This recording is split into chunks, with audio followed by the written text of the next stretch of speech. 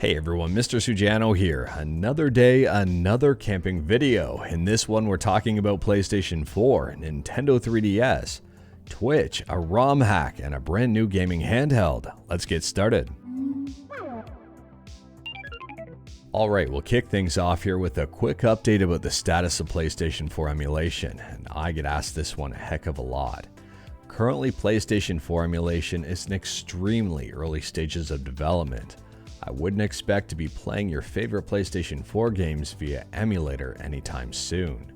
Now, there are a number of different PlayStation 4 emulators out there. Some are a little bit more active than others. So we've got PS4, which had its last release in June of this year. And if I click on Actions, it was last active about 9 hours ago, not too long ago. Then we've got Orbital. There's no releases for this one. It does have a fancy website stating that it's coming 2049.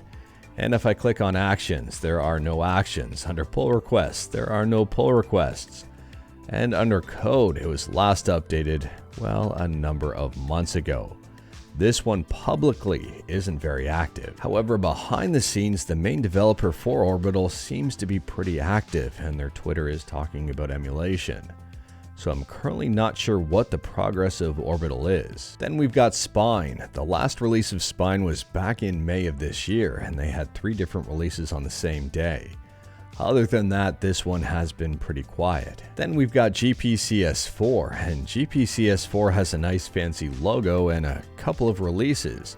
The first release for GPCS4 was back in April of this year. Then we had one in May and one in June, and it's been quiet since then. Then there's PS4 Delta. This one is no longer active and the GitHub has been archived. More recently, we've got KYTY or Kitty, and this one is very active. It was active a couple of days ago, and we do have a couple of releases. One in August of this year, very recent, and one in May. I would argue this is one of the more active emulators out there. And then we've got Obliteration, and Obliteration is a fork of Kitty, interestingly enough, considering Kitty is so early on in development. But Obliteration exists, and here it is. At this point in time, there is no known release of Obliteration, but they are very active. They were active about 6 hours ago. And last but most definitely not least, we've got RPCS4, and this one is a little bit of a dark horse. It's got a ton of firepower behind it. It's being developed by the founder of RPCS3. We don't know a whole lot about it. They've shown a bit of progress on it, but there's no current GitHub, there's no current website. This is all being done behind the scenes, and I have a feeling that when this is ready, it's going to take the PS4 emulation world by storm. So obviously there's a whole bunch of PS4 emulators out there right now, and if you're wondering which one is the best, publicly, Kitty is in the lead, but privately, I'm not too sure. Next up, we're talking about Nintendo 3DS emulation on Android with Citra MMJ.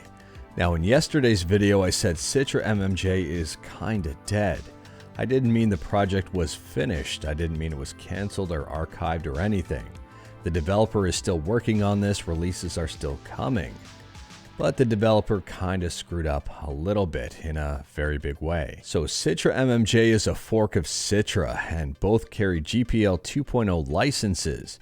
As far as I know, since upstream Citra is open source, Citra MMJ should also be open source. But the developer, for some reason or another, decided to close the source of Citra MMJ. Now, this might have been done by accident, it might have been an oversight, but needless to say, Citra MMJ is currently closed source, and that's a big issue. Obviously, we're trying to get to the bottom of this one and figure out exactly what's going on, and hopefully it gets sorted out. Some people have speculated, and keyword speculated, that the developer closed the source on this one to prevent people from stealing the source code and slapping ads on it and putting it up as an emulator in the Google Play Store. I don't really buy that explanation. And even if it was the explanation, the developer shouldn't be doing that because of the GPL licensing. This has to remain open source. So long story short, while I have no reason to not trust the developer of Citra MMJ, I still can't recommend it in its current condition. Not only does it violate GPL licensing, it also hurts the emulation community. I mean, if the developer of Citra MMJ finds something to really advance 3DS emulation, well, upstream Citra can't use that to help out Citra. Since it's closed source, you can't see the code to see what the developer did. And all of the developer's code to work with here came from open source Citra. So you can see why keeping it open source helps out the community as opposed to closing it. But moving on from that, next up here we're talking about something a little bit more exciting, actually a lot more exciting. Razer has teamed up with Qualcomm to develop a brand new gaming handheld. This one will have 5G and obviously a Snapdragon processor. And here is a photo of it, at least I think so. The D-pad on this one though I'm a little bit concerned about, but we'll obviously see more as we find out more about this product. So Verizon was behind the announcement of this, and I'll leave a link to the article in the description below because it is official. And they state together, Verizon, Qualcomm, and Razer will introduce the world's first 5G gaming handheld built on the Snapdragon G3X Gen 1 gaming platform and designed for high-performance gaming on the move. And on top of that, although this device will be capable of cloud gaming, they were sure to state that you could download and play games locally. Probably learning a little bit from Logitech's latest announcement. This new handheld will be called the Razer Edge 5G, and we're going to learn more about this on October 15th. Moving on, and we're talking about Twitch, and Twitch in the news lately has not been good at all, and well, today is no different. If you couldn't see your favorite streamer stream today, it might not have been your fault. It might not have been their fault. It might have been Twitch's fault.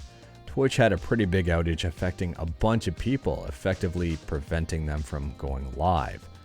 And on Twitter here, they were investigating it and investigating it and investigating it. It took a number of hours before the service was restored. Honestly, I have no idea what's going on with Twitch right now, but it just seems like one thing after another, whether it's a bad decision on their behalf or bad service. Something is going wrong with Twitch. And last up, we're talking about a ROM hack. If you're a fan of Zombies Ate My Neighbors on the SNES, you're gonna like this news. There's a brand new ROM hack called Small ZAMN 3, where ZAMN stands for Subscribe to Mr. Sujano, or Zombies Ate My Neighbors. Entirely up to you on how you want to interpret that. They have cranked the difficulty for this ROM hack. Players get hurt much faster than normal. Players have half the life they normally get. On top of that, there's 74 new levels, reverse cycling, random starting items, new sprites, new animations, new enemies, new point values for victims, new demos, new passwords, and more. This ROM hack does look like a ton of fun, and I'll drop a link to it in the description below in the event that you do want to check it out and possibly learn more about it. But anyways, that is all I've got for you in this one. Straight to the point, all stuff and no fluff. We talked about a ton today. Let me know your thoughts about any of it in the comments below. If you like this video, leave a like. If you didn't like this video, leave a like. Hit that subscribe button, check out my other videos. Don't tempt fate, save your state.